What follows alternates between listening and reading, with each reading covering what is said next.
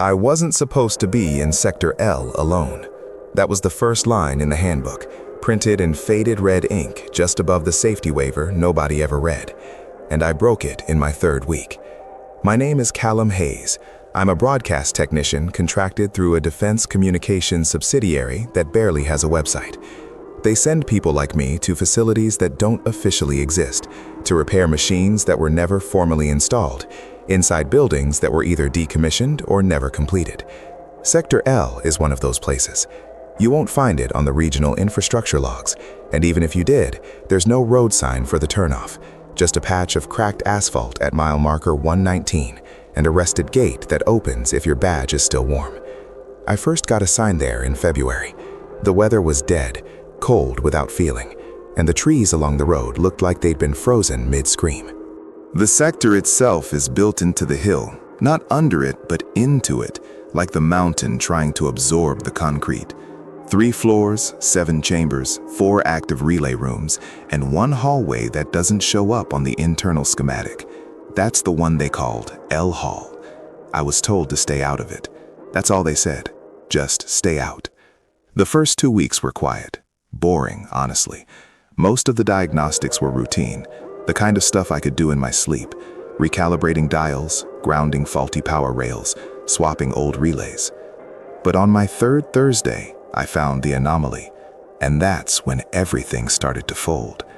It was 3:33 a.m. when it happened. I remember because my wristwatch began vibrating gently, like it does when I'm getting a ping from HQ, but there was no incoming signal, no call, no data request, just the vibration. I looked at the old wall clock in Relay Room B, analog, dented, definitely not synced to anything. The hands had stopped at 3:33. The console beside it, a Westinghouse model I hadn't seen before, lit up in green. No power indicator, no startup sequence, just the letters pulsing slowly on the monochrome screen. You're back. At first I laughed. I thought it was an engineer's prank, maybe an old script someone left behind. But I checked the terminal's activity log. The file was created 11 minutes in the future. It had a timestamp of 3:44 a.m., but I was reading it at 3:33 a.m., according to both the wall clock and my watch. I took a picture with my phone. The second I did, the terminal buzzed, like an old fax line spitting out a single line of text. It said, "No pictures." And then the screen went black. I should have left right then, reported the error, filed a temp shutdown, flagged the room for inspection. That's what the manual says to do. But curiosity is a predator dressed like a question. I stayed. The file it created, file 007, was still in the directory, even though the screen had gone dark. I opened it. Static filled the audio output. White noise, low rumble. Then a voice. My voice. Testing. Sector L Relay B. Hayes, Callum. Date. And then silence. The date I gave was wrong. Not just off by a day, but by 6 weeks. And then I said something I had never said, but clearly said in that recording. Loop confirmed. Memory intact. Attempting to overwrite failed. Subject reversion begins. At 3:33. I stopped the playback. I looked around the room. The air smelled like dust and ozone. And for a second, I felt like I wasn't breathing my air, but someone else's. I checked my tablet. Tried to run a sweep on the network. The wireless signal in Sector L had never worked properly. But this time, it wasn't just failing. It was transmitting. A low-frequency hum was coming through the audio driver. I amplified it. The spectrogram showed a Morse pattern, repeating 3 words. Don't. Look. Back. The lights flickered. Once. Then everything turned off. Total blackout. I reached for my flashlight. When I turned it on, the beam hit the far wall. There was a shadow, not mine, standing perfectly still, facing away. It was maybe 7 feet tall, unnaturally thin, with what looked like old coaxial cables hanging down from its neck. I blinked, and it was gone. I didn't wait to see if it came back. I ran, got back to the access hallway, swiped my badge. No response. I slammed it again. Nothing. The panel buzzed once, then flashed a message in pale green. Already inside. I turned. The hallway behind me had changed. The door I came through wasn't there anymore, just a wall. Seamless, as if it had never existed. I panicked, pounded on the walls, cursed. My breath fogged the air in short, fast bursts. And then, the lights came back, but dimmer, dirtier, like they were remembering how to work. I looked at my watch, 3:33 a.m. Again. Still, I was stuck. Or worse, I was restarted. I found a desk in the corner, a working terminal with a blinking cursor. I started writing this. I don't know who will find it, but if you do, check file 007. Don't let them wipe it. It's the only version of me that remembers. Just don't stay past 3:33. That's when it starts over. I sat in the dark with the cursor blinking on the terminal. I didn't know what to type. Every protocol I had been taught, every emergency drill, every containment manual, none of it applied. What do you do when the place you're in stops following time, when it starts remembering you? I typed the only thing I could. I'm still here. The screen flickered once. Then it replied, "We know." That's when the printer behind me came to life. No lights, no sound before. It just started printing. Thin paper, dot matrix style, tearing line by line. It printed a timestamp, 03:33:00 a.m. Then my name, Hayes, C. Then another line I hadn't seen before.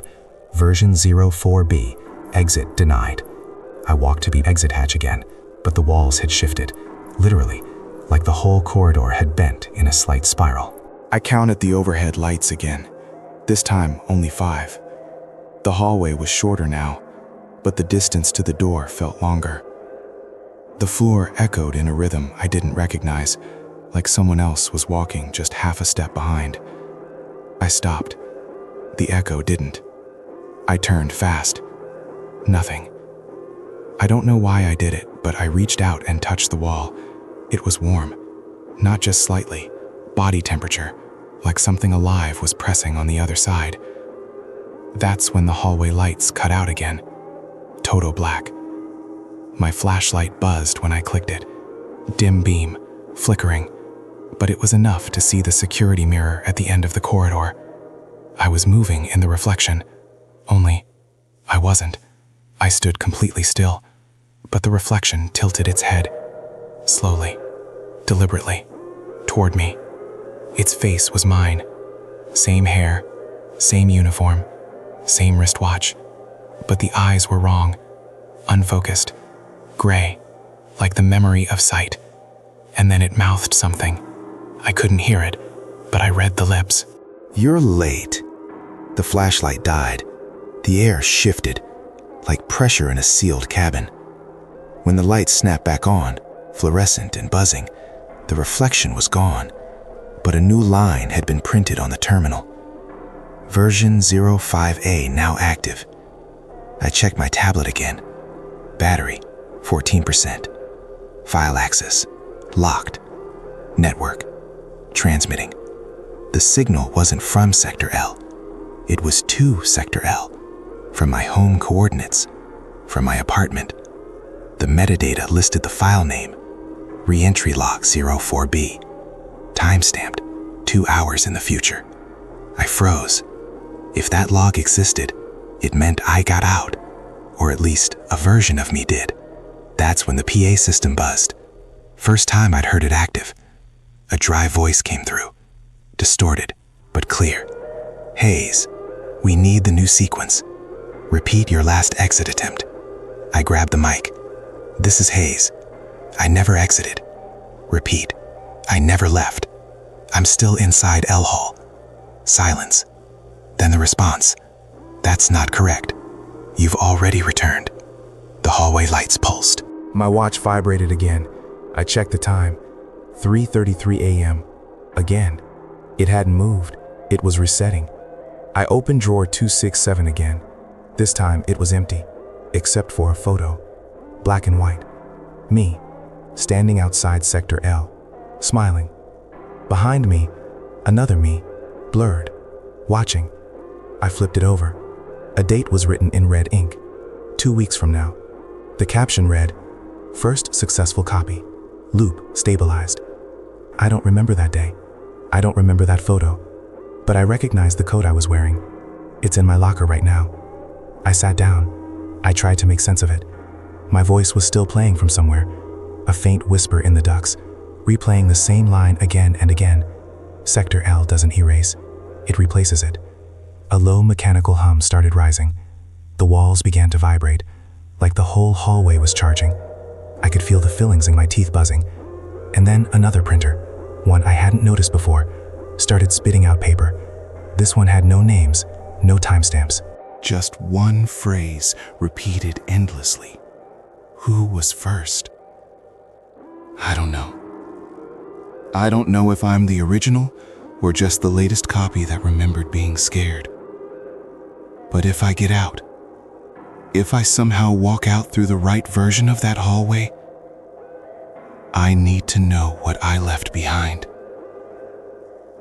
And if you're watching this, if this upload somehow made it past the filters, you need to check file 007. Download it before it updates again. Before I do. Because the next version of me might not want to warn you. When I finally stopped shaking,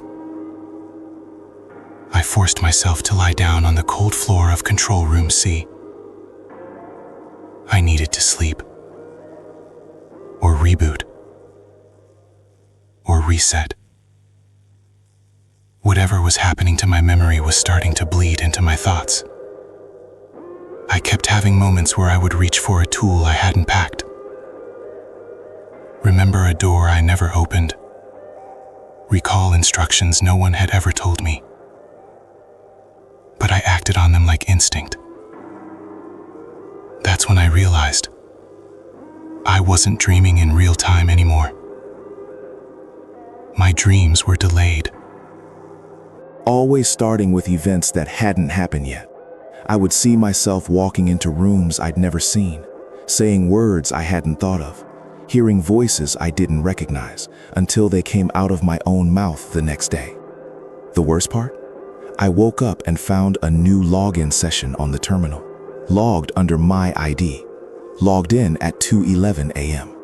I had been asleep since 1:30. No one else was on the schedule. No other active badges pinged the network.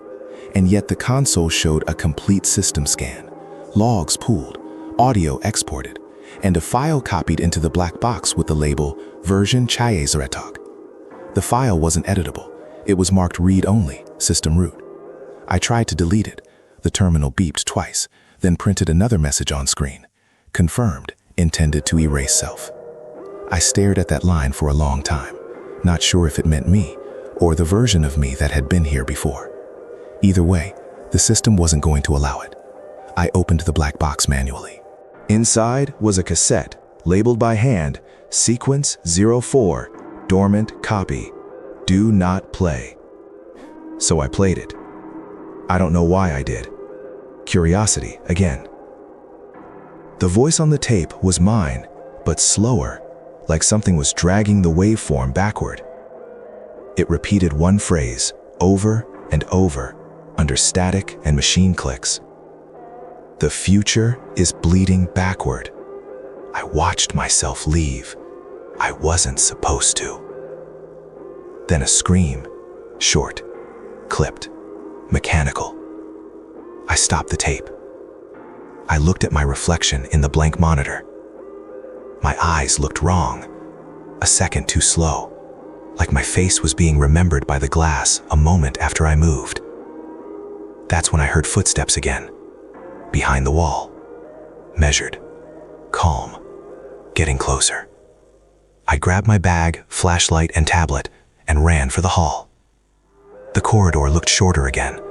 The walls were tighter, the ceiling lower. I sprinted to the hatch.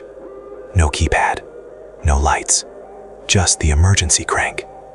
I pulled it. Slowly, the door opened. A rush of cold air hit me. I was outside. Morning sky, pine trees, frost. My truck was there, exactly where I parked it. But something was wrong. The license plate was off by one number. I walked to it, opened the driver's side door. A badge was on the seat. My name, my photo, but the barcode was burned off. The ID read, Sector L, return candidate, do not reissue. I looked up, and someone was standing at the tree line, not moving, wearing my coat, the exact coat I was wearing. I raised my hand. They didn't. I shouted. No response. But then my phone buzzed in my pocket. One notification, a voicemail, unknown number, timestamp 3:33 a.m. I played it, static for 7 seconds. Then my own voice, whispering, "That's not you. Don't follow it." I looked back at the figure. Gone. I drove. Didn't look back. Didn't stop until I reached the next town. I checked into a motel. Tried to shower it off, sleep it off, but it was already too late. The next morning, my phone had a folder I didn't create, titled Logs from Loop 04. Inside, audio files, transcripts, system diagnostics, all showing activity in Sector L under my name for the previous 16 nights. The same sequence, resetting, repeating, but changing slightly. In one file, I mention a sister. I don't have one. In another, I reference a door that doesn't exist. In another, I refer to Hayes C like it's a separate person. And in all of them, I end with the same sentence. This is the one. This is the version that remembers. But I don't remember saying that. I went back home, tried to resume my life. But the clocks don't sync. Every night, they tick louder at 3:33 a.m. Devices I don't own connect to my Wi-Fi. Audio clips I didn't record show up in my inbox. And in my mirror, sometimes, just sometimes, I don't blink when I do. That's why I'm writing this now. Why am I uploading this? Someone has to see it before file 007 updates again. Before I do. Because next time, I think he'll be the one logging in first. I stopped trusting the mirrors after the fourth voicemail. They always arrived at 3:33 a.m., never from the same number, always short, always me. Slight distortions, but always my voice, giving warnings I didn't understand until hours later. The fourth one simply said, "He knows you're writing." That same morning, I found my laptop already on, the cursor blinking at the end of a document titled Final Version. No password, no author metadata, just 3 lines. File 007 has reached convergence. Return to Sector L. Bring no devices. I tried deleting it. The file reappeared. Different name, same message, over and over. Dozens of them, each time-stamped in the future. I unplugged everything, left town again, rented a storage unit under a fake name, thought I could run. But when I opened the unit on my second day, the walls were covered in printer paper, taped edge to edge, all with the same phrase, typed in bold black. You were never out. I don't remember putting them there.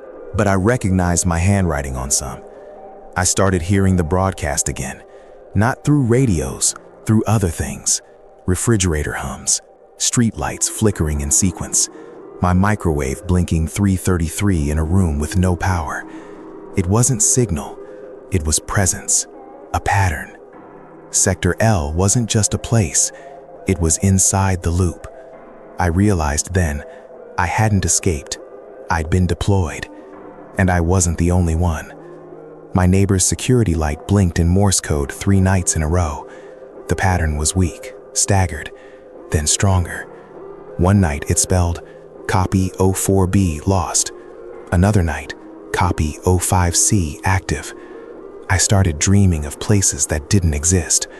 Listening rooms with one chair, white tiles, a reel-to-reel spinning without film, my own voice playing from speakers on a delay, echoing things I hadn't said yet. The last dream ended with me holding a folder labeled File 008, and something whispered from behind the door, "You're not writing it, you're remembering it." That's when I stopped sleeping. I tried contacting my supervisor. My access code was marked dormant, returned scheduled. I tried to delete my file from the mainframe. I couldn't, because it was still being written in real time, live, line by line, mirroring this right now. That's when I understood. File 007 is not a report. It's a script. Every version of me that comes through writes another scene. And some of them, some don't want to leave. I started feeling like a passenger. I'd black out in rooms I never entered, wake up holding tools I hadn't packed. Once, I found myself inside my truck, on a highway I didn't recognize, with the GPS playing a file that wasn't music, just clicks. 4 short, 1 long, over and over. Morse. I looked it up. It translated to reset. I returned home and found a new printer in the hallway. No brand, still wrapped in plastic. I didn't order it. I plugged it in. 1 page printed. It read, "Drawer 267. Open it one last time." So I went back. Drove to Sector L. The gate opened before I scanned the badge. Inside, everything was as I remembered it, only cleaner, as if someone had polished it recently, or was still maintaining. The lights worked. The power hummed steady. I walked to Hall L. The hatch was already unlocked. No keypad, no alarms. Inside, the hallway was short. 5 lights, same as before. At the end, drawer 267, closed. I opened it. Nothing inside but a mirror, round, small, like one from a compact. When I looked in, I saw myself, tired, pale. But then, I blinked, and the reflection didn't. I leaned closer. The reflection opened its mouth, spoke with no sound. Then everything went dark. When the lights returned, I was at the terminal again. File 007 was open. My hands were on the keyboard, but the message on screen wasn't from me. It said, "Writing complete, archive locked, copy 06A ready." I stood up, looked behind me. The wall had changed again. The exit was gone. The floor beneath my boots felt soft, padded. Like a hospital. A screen flickered on. My reflection again, but older. Speaking words I couldn't hear, but I understood the feeling. He was relieved, like he had finally finished his turn. The screen turned black. A final line of green text appeared. File 007 terminated. File 008 in progress. That was 2 days ago. I don't remember leaving Sector L, but I'm home again now, I think. My devices are working again. The loop is quiet. But last night, I heard static in the vent, and a printer I didn't connect to started warming up by itself. It printed 1 line. "You're not the first to record this, and you won't be the last. If this gets out, if you're reading this, tell my family I'm sorry. And whatever you do, don't open drawer 267. If you know someone who worked there too, don't tell them about this video. Just watch their behavior. If they start repeating times or locking drawer 267 again and again, you'll know."